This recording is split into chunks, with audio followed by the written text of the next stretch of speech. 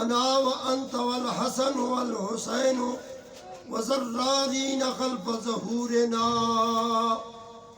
صدق اللہ مولانا العظیم وبلغنا رسول النبی الکریم الامین ونحن علی ذلک لمن الشاہدین والشاکرین والحمد للہ رب العالمین. معزز سامعین کرام،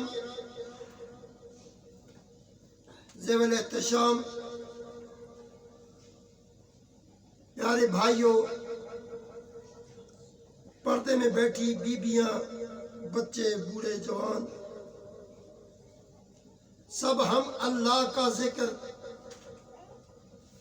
قرآن پڑھ کر کرتے ہیں. ہم سب قرآن کی تلاوت کرتے ہیں تو ذکر اللہ کا ہوتا ہے.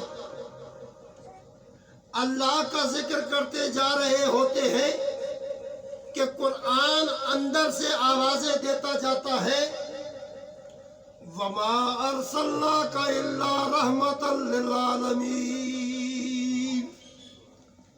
تو قرآن کریم، فرقان حمید ذکر کی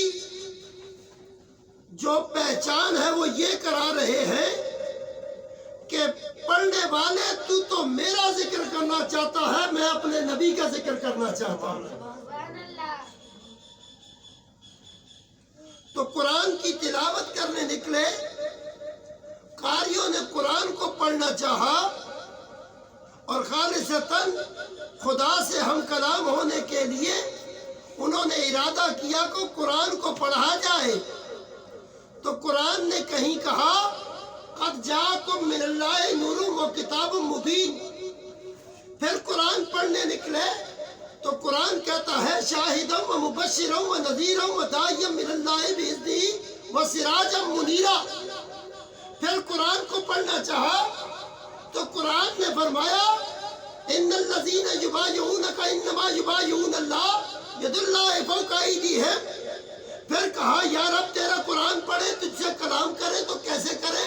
پھر رب نے پھر قرآن کو کہا پڑھ، تو آواز قدرت آئی وما ینطق عن الہویٰ ان ہوا الا وحی یوحیٰ. تو معلوم تو یہ ہوتا ہے قرآن در اصل تذکرہ مصطفیٰ کا ہے. قرآن ذکر مصطفیٰ کا ہے، قرآن تذکرے مصطفیٰ کے ہیں. اور پھر قرآن کو پڑھتے آگے نکلتے جا رہے ہیں. پھر قرآن سے ہم نے کہا قرآن صرف تو نبی کی بات کرتا ہے؟